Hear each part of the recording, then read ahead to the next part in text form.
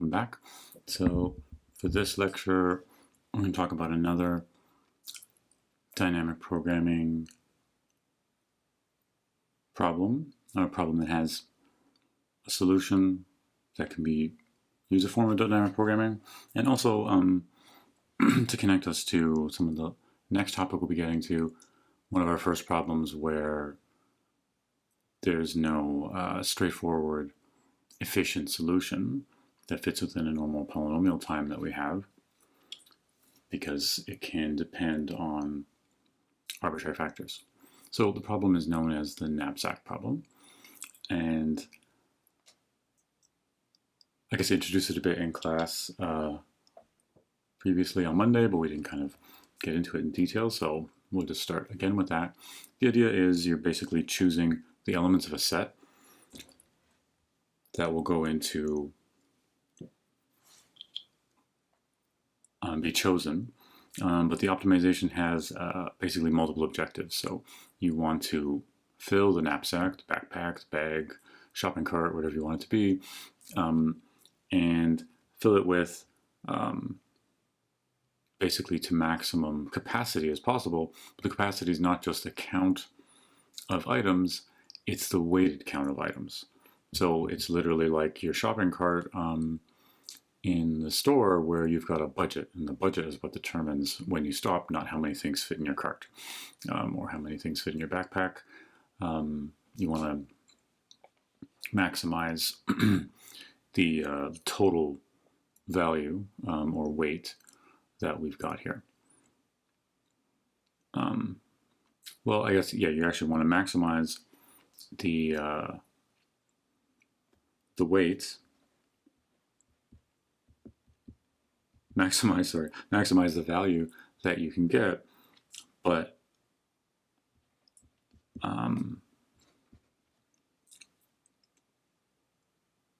within the constraints of a maximum weight.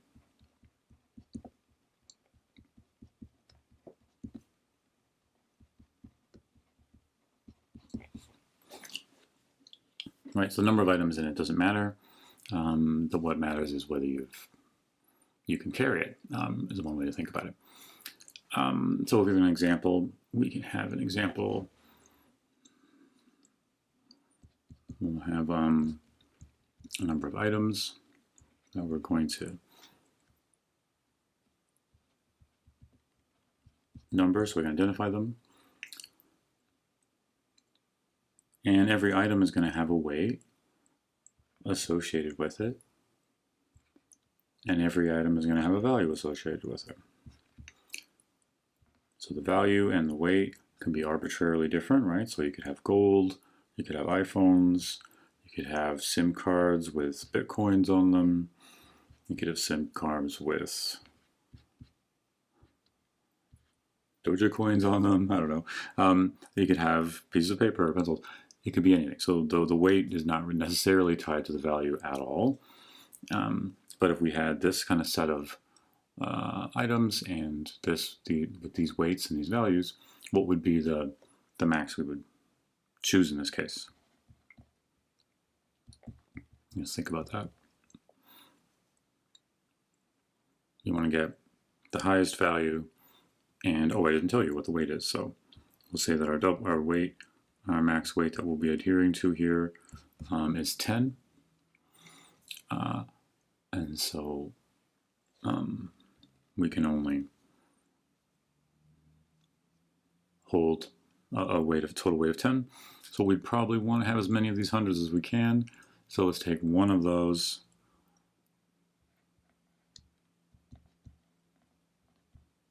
and that uses up 4 weight. Now we've got 6 left.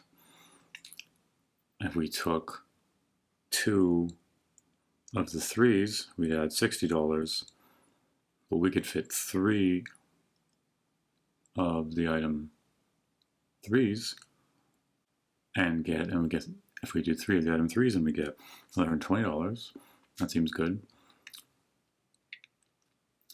But we had 4, so it seems like we're wasting space there, right?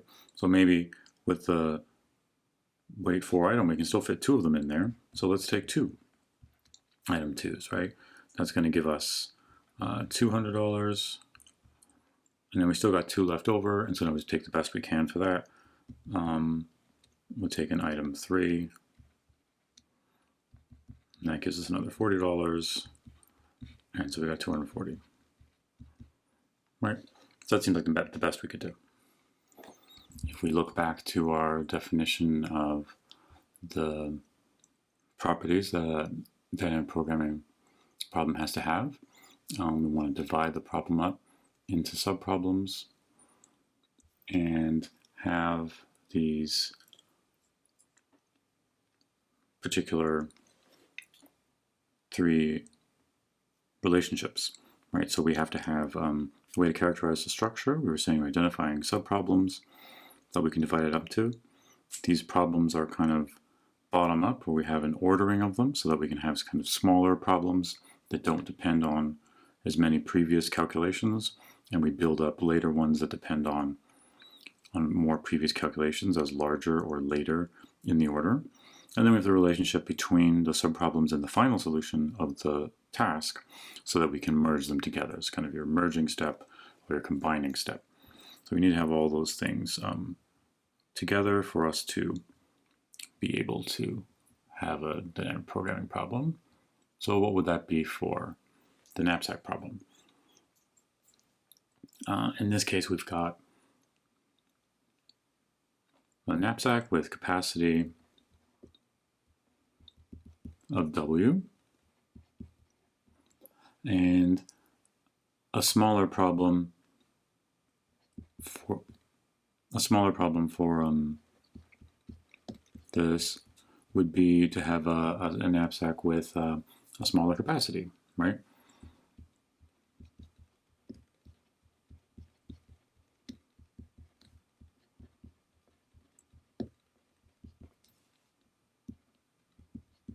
So we have a capacity of, we'll have it, this is kind of capital W, we'll have like a smaller W for the small one. That's some capacity, and it's less than the total capacity. And we're going to say then we're going to have another value, which is K, which will give us the value of a particular capacity, and that will tell us the maximum value that we can get with that capacity. Right, we want to fill it with items that have that smaller capacity, right? So if you just think of it as a budget, if you are trying to optimize the budget you can fit into the bag, you could say, well, I'm going to have a subset of that budget, so half of it or some smaller amount of it. And if you can fill the bag to that budget, that's at least a subproblem that you can use in your calculations for the next step. But how do we relate this problem to the smaller subproblems? So let us suppose that the optimal solution for the knapsack problem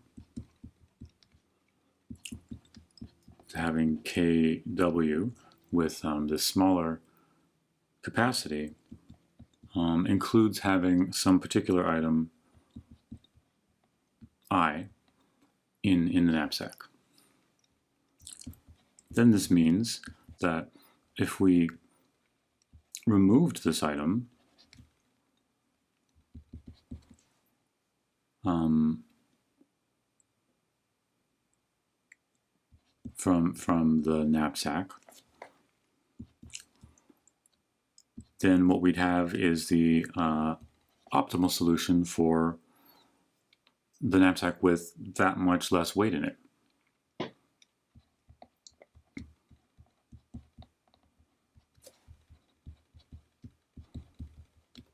Right, so if we have item I, and we know the weight of item I, which is Wi, then we'd say, well, let's say we know somehow that item I is in there, the iPhone that you wanted to put in your knapsack at the store is definitely one of the optimal additions, so whatever the weight of that is, we can take that out from our optimal weight budget.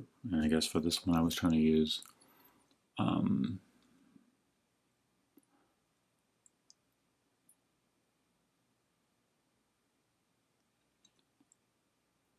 with some capacity W that we currently have. So if we subtract that, the weight of that particular item we put in there, what we've got is now a smaller problem, if you think of it that way. We have a smaller knapsack weight budget because we're not using this one. Since we know it's optimal, we want to have that one in there. Like in the first example we had, if you can get an item of the $100 value item that's twice as good as anything else, you definitely want to put it in there. So you put it in, and then you subtract that from your weight, and then you solve the smaller problem of how to fill a knapsack with this new budget, which is smaller than the original one. So what we'd say then, there's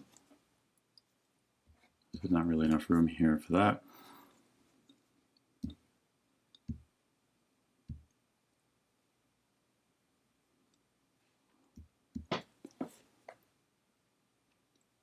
So we'd say then is if item I, which we already have in the bag, is optimal, is in the solution for that knapsack at a certain weight, then we're going to use this simpler problem with that weight subtracted and solve the remaining part with a smaller knapsack. But we also know how much value we're getting for that, right? We've got our value for that item that was included, and so we're really considering these two things, right? We've got the value of the solution without I, and the value with I. Right, so we're really combining all the things that we need to have.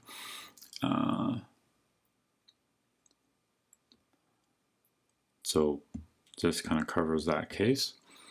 But we don't know any particular item that's in there, so we don't know what this WI would be. So how can we use this to actually solve it?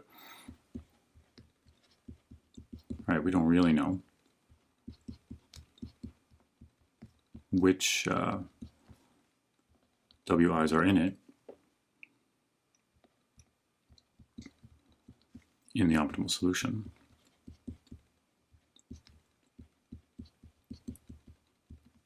So we're going to maximize over all of them.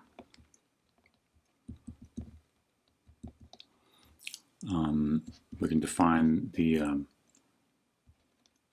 solution that we're going to use as pick the maximum I, so pick some I, given the current set of the problem with the current weight that we have there. It has to be something that's less than the current weight. And then we're just going to look at the value that we have, because we know now that it has to maximize this.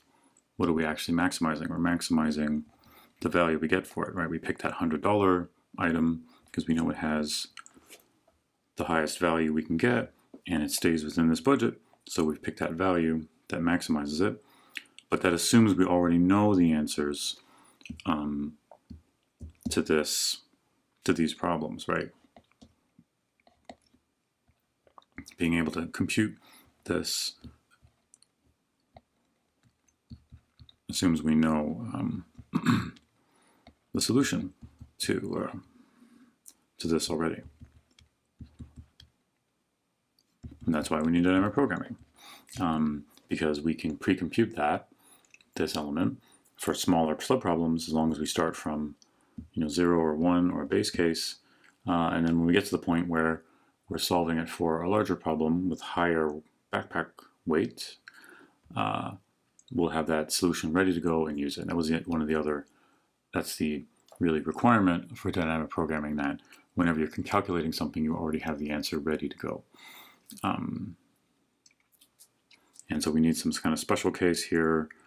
What happens if we are dealing with the empty set, so there's nothing left? We're just going to return 0, right? So the value of this maximizing over something that has no elements in it will give us 0, so we have some kind of base case. We're going to need that.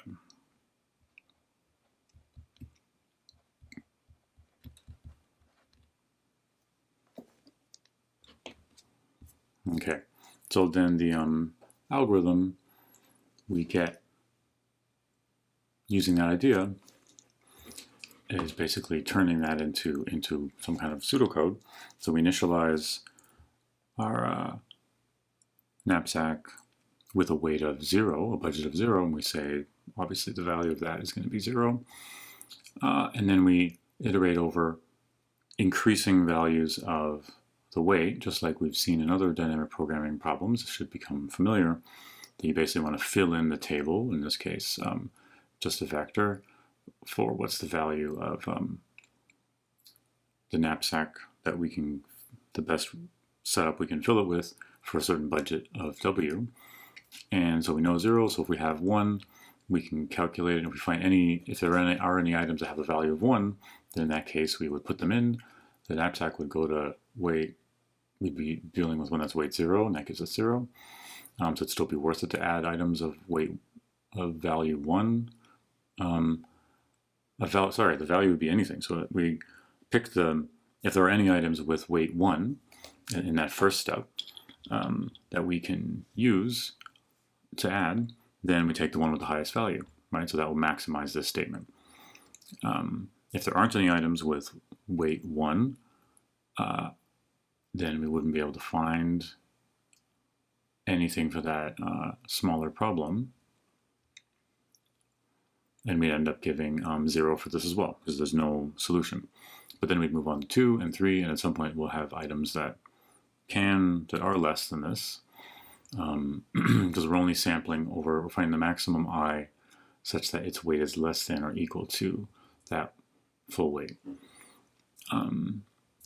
Once there are items that are less than that weight, we take them with the maximum values and add them, and we'd have that whole table filled in for all of the previous weights. And so when we're filling in the current one, we'd really be looking back to previous weights, right? So, I mean, in this case, K is just an array with some elements to it, and we had a weight of 10 before in our example at the beginning. For the entire thing, and items had weights of 2, 3, 4, and 5, 2, 3, and 4, we would be filling in, like trying to figure out, okay, if we have now a weight of this, we can get, an item of that, or 2 items of this, how many we'd fit, right? But once we put an item of 4 in it, now we're dealing with, just the knapsack of weight 6. And then for the knapsack of weight 6, you'd already have a solution for what was the optimal way to assign them, right? And so you could figure out, if I put the 4 item in, I could just use the 6 assignment. And the 6 assignment would have already had an item, the expensive item of weight 4 in it. And so you'd know right away that's there. So you can see that you're going to be chaining back multiple steps on this array, but you need them all to be filled in before you get there. Hopefully that's clear why that would work. So we also ask what the runtime of this algorithm would be. And if we think about it, it's really just a simple loop there. So the loop's going to run, order W times for that loop. And then we're going up through all the weights we could have in our assignment. And as we're adding elements from the set, we're trying to look at items that could be in there. So each loop involves a max over n items.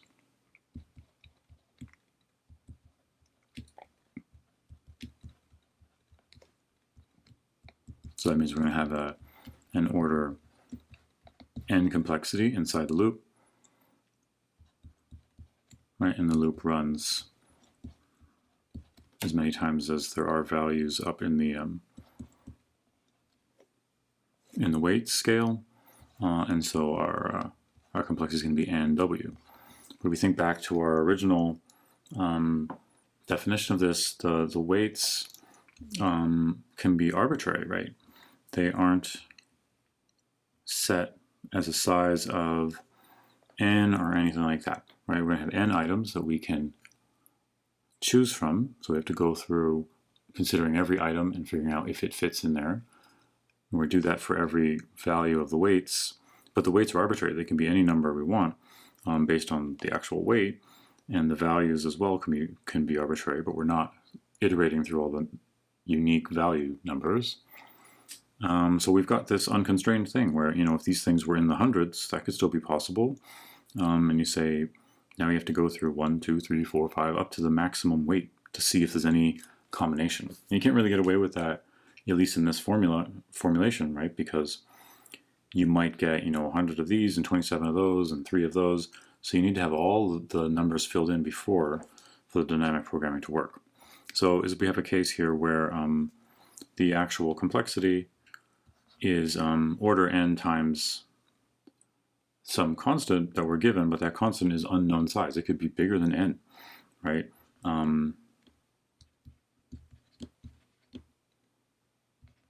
Could be much bigger than n. We don't know.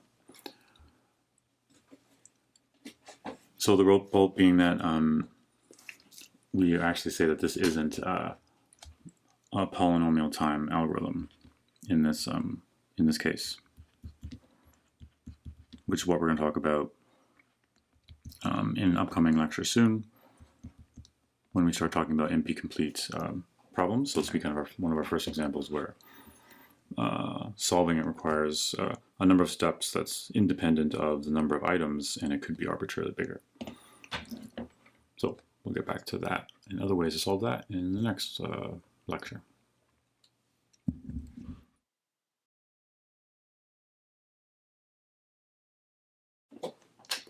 Okay, welcome back.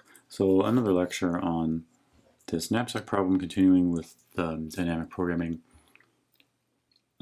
theme. This is just a small kind of additional type of approach, and it's called memoization. And it's trying to get a little more efficiency. It's not changing the order of the complexity of it necessarily, but it's more of an implementation thing that could help with computing things that aren't needed. So the idea of memoization is to do a dynamic programming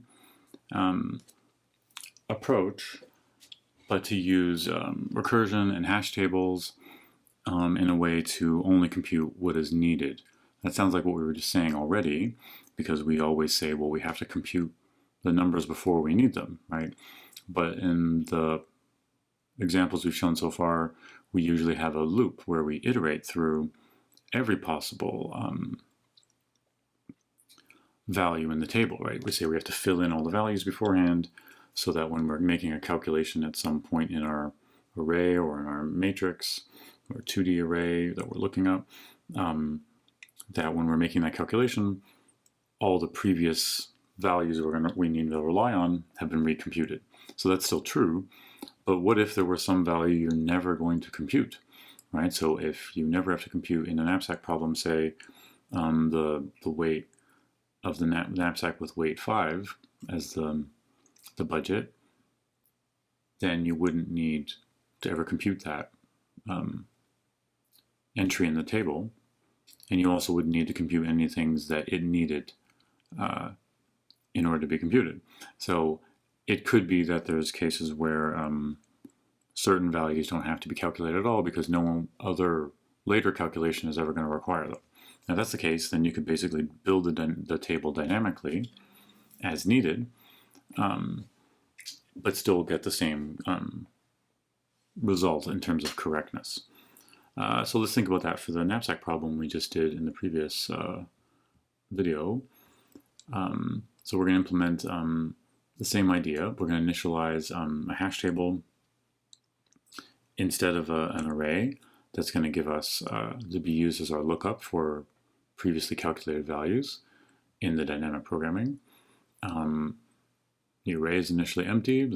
It has like 0 values in all the entries. Hash table will actually be empty, so we'll just add something if we encounter it. But we're still going to use it to represent the solutions for the smaller subproblems of the knapsack problem with weights that are smaller. So we'd have now, we're defining a recursive function for knapsack given some input weight, which is just the same as the one we had before. But now we're indexing this hash table with that weight instead of using as an index into the array we were using. If you recall, in our other code, we just looped through, we iterated through all values of W from 0 to 1, from 0 to the full weight of the problem we wanted. In this case, we'll just check if that current weight that we're being queried about is in the hash table or not. If it is there already, then we're just going to return it from the existing calculations, and that's the end of it. It's just like looking up the value in the array. If it's not in the hash table, so we're still continuing here, then we're going to use the same formulation we had, where before we had this max of I on our value k, where we were subtracting the current weight of the value we'd selected, but then adding the value we got, so that tells us the value of that item. Now we're just going to have that value being looked up in by calling the recursive function again, and then it will do this entire process for this smaller value. Right, so now we're sending it the lower value, and if it's already in the hash table, it will calculate it. It will return it, sorry. And if it's not in the hash table, it will run through and calculate it even recursively, right? So in this case, now if we're searching for, the value for 10, and we go off and we don't know the value for 6, we're going to calculate it, and we don't know that yet. So now we'll calculate the value for, 4 or 3 until we have all the solutions we need. And then maybe we have to calculate some other ones, to really compare. But we might not calculate all of the values, right? So it might be that, k of 5 just never came up because 6 depended on these other ones, and 8 depended on those ones as well, and 5 never came up. In our original algorithm, at some point we looped through W equals 5, and we calculated everything methodically for 5 weight knapsack, even though none of the possible optimal solutions really required it, right? So in this case, elements won't be added to the hash table until the first time they're called in a recursive function. And that's really what memoization is about. You're going to use recursion and some kind of dynamic data structure like hash table to say, call this function and do something. If the element's present, just look it up. If it's not present, create it, do the calculations as needed. So it's really a just-in-time data structure that gets created. And you could do it some other way. There's some data structures and languages that have this kind of feature built in that, if there's not a value there, you can set a default. In this case, the default is literally an entire function that runs. So if your data structure or language allows that, and you can use memoization to be a little more efficient.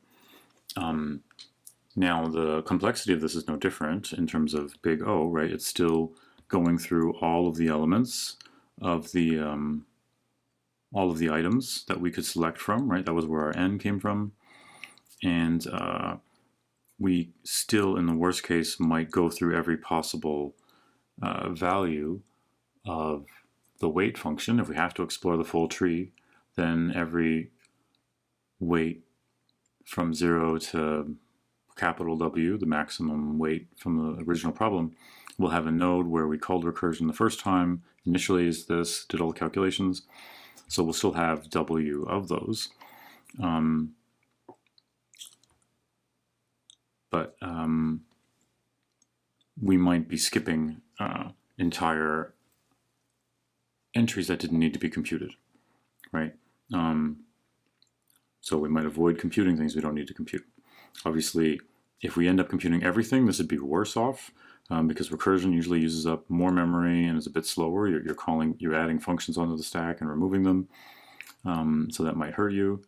Maybe using hash tables faster than using an array because there's all this dynamic stuff happening. But if you really knew the size and you need to compute everything, the array could still be faster because we're using this index directly. So it's not better in an asymptotic sense, but it could be better in the sense of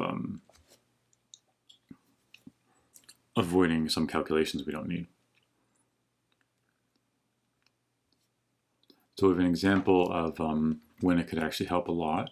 So let's imagine if all the WI weights and W itself, the overall weight for the knapsack problem, if they're all multiples of 10,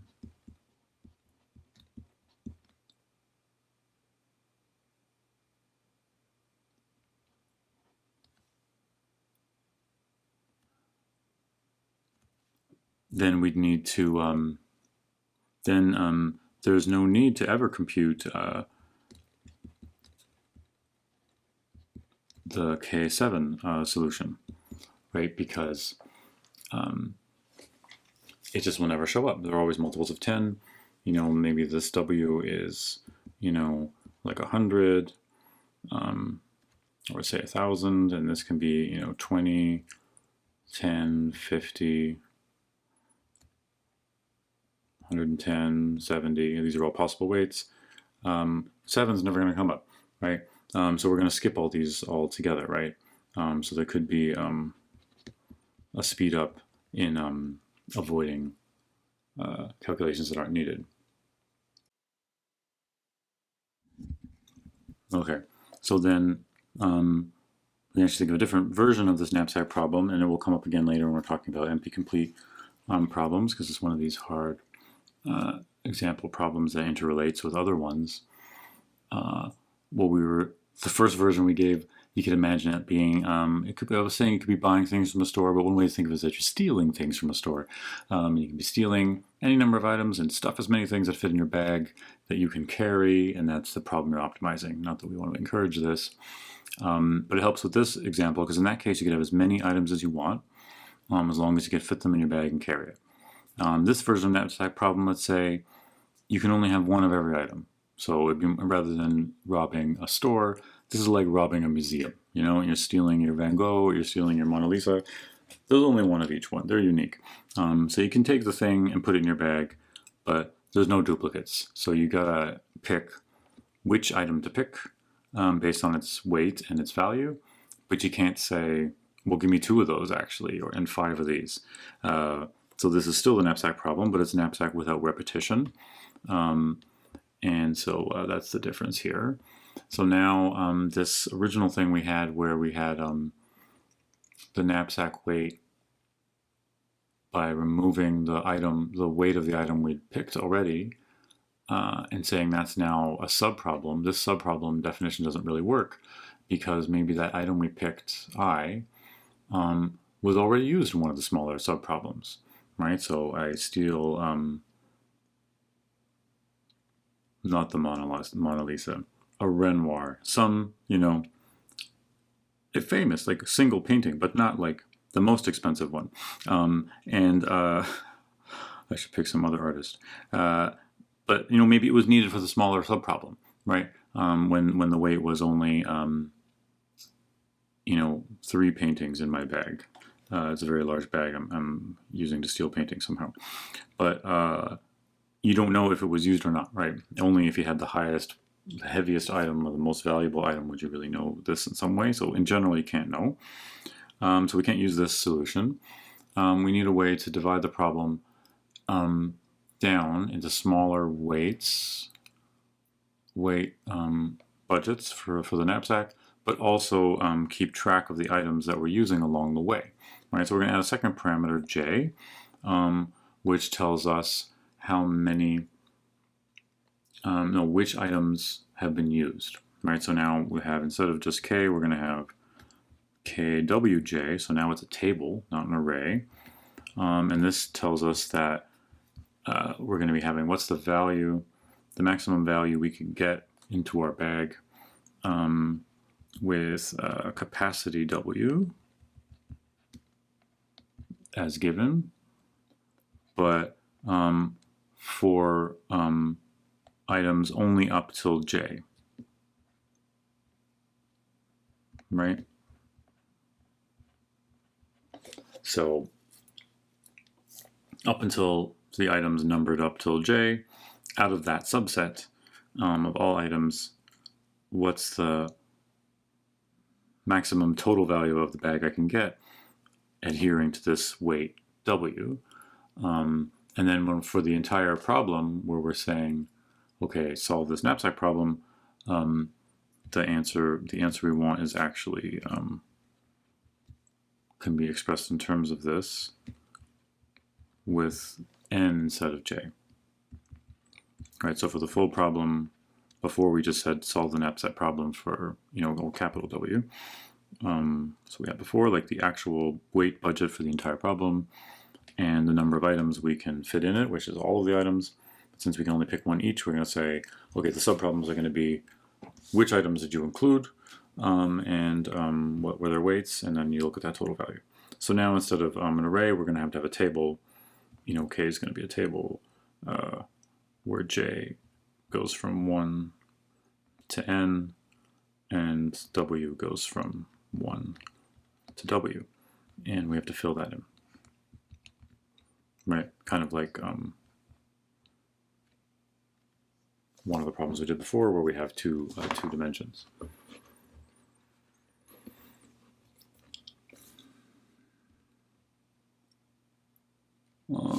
Okay, so how do we express this in terms of smaller subproblems? Did I already have this? No, we're just defining what it is. So what's the actual expression of it? How do we calculate this in our actual code? Well, it's going to depend if j's in the smaller, in the optimal solution. If item j is actually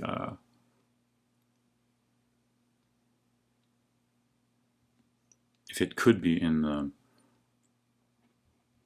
optimal solution, right? And actually we'll know if it can't be, because there's one very possible thing that will happen as we're making this problem smaller, is that its weight will be higher than the budget we have remaining, right? So if we ever have this situation where the weight of item j is bigger than the current budget we have, then it can't be in the solution, right? We're going to use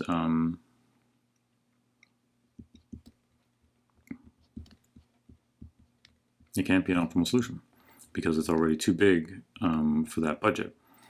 So we can use to say that the solution actually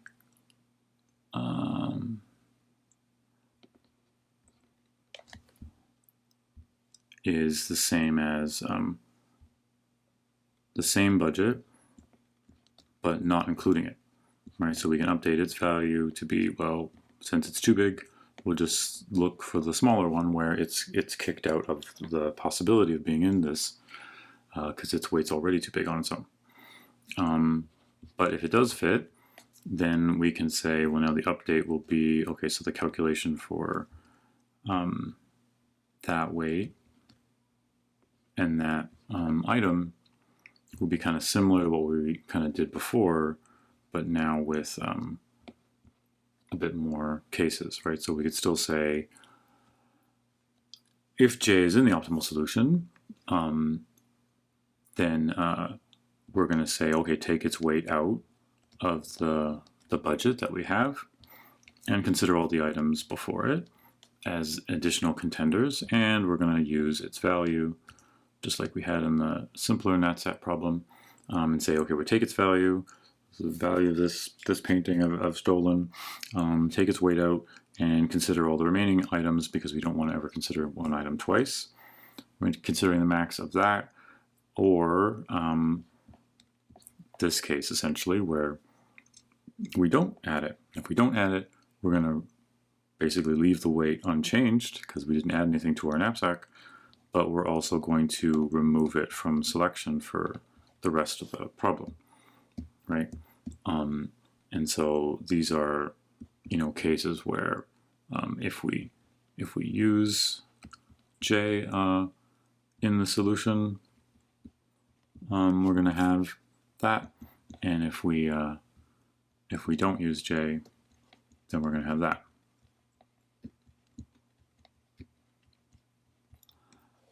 Right.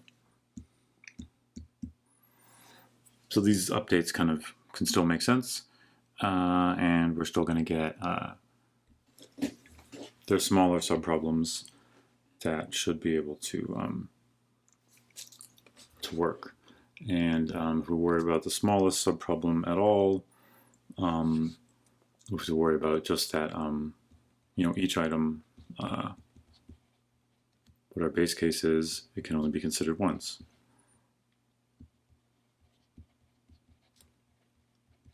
So that's kind of our constraint about whether we need to stop. So if we look at the updated kind of pseudocode we get from that, then we're going to initialize that array or hash table, depending on which way we're going to do it. We'll just use the array version here, not the memoized version. And we're going to now be filling in a table, a two-dimensional table, for the weights starting from 0, just like before.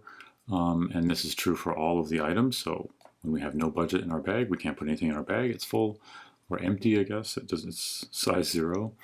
But also for any size budget, if there's no items left, then we also have 0. So that's kind of like we had in the previous time we had a two-dimensional problem. If we're going to say the weights are here and the items are there. I think I did it in the reverse way in the other one, sorry. We're just going to fill that all in initially as 0. We know that by definition. And then as we iterate through now, we're going to go through every, number of items we could have and consider the weights and fill these in, right? And we're going to go that way, I guess. Well, for each item, we're going to go through, in this iterative algorithm, we'll go through and consider every weight. So we'd end up filling them in order down the rows. And then once we get to the next size, we'll always have the previous one, right? Because every time we're computing, if the weight of that item is too big for the current budget, we're just going to remove it. Sorry, that should be not minus. That's actually an error. That's an equal sign. We're just going to update the value for the next element at that weight. It's just the same as the one with less elements because we can't fit this item in the knapsack anyways. if the item could fit in the knapsack, so it's possible it could be in the optimal solution, then we pick the one with the highest value. So we're maximizing, we didn't say what we're maximizing here. And we're picking the max of these two, but really, I guess mathematically what we're saying is we pick the max J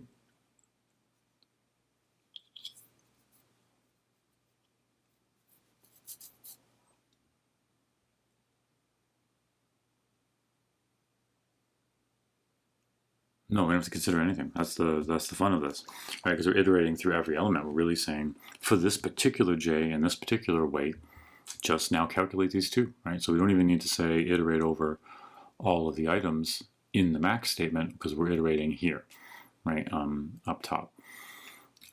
This is going to maybe make you realize what the complexity is, because nothing's actually fundamentally different. Before, in our max statement, we were doing a loop over n. Now the loop over n is explicit. But in the end, once we've filled in all this table for all of the items, we'll end up getting our goal, which is this k of wn, which should be that last item there, based on all the previous values, and that's what gets returned, right? And so if we think about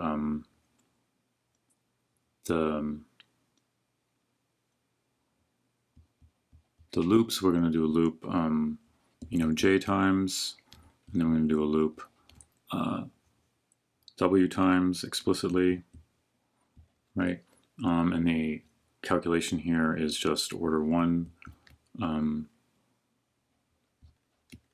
inside loops. So it's really NW again. So it's same complexity overall for this problem. And again, if we did a memoized version where we were only filling in values via some kind of hash table lookup, dynamically, if you didn't need entire areas of it, you'd never calculate them. So you could actually save a lot, but it depends on the structure of the problem. So yeah, still a knapsack problem, different version of it, still this non-polynomial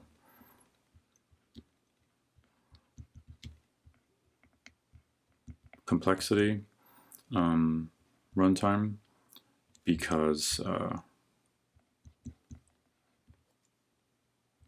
we don't know what W is. We don't have a bound on W. And we have to somehow iterate through many versions of it. So that's the rest of the knapsack problem, and that's, I guess, the last dynamic programming topic we're adding there. So thanks for listening.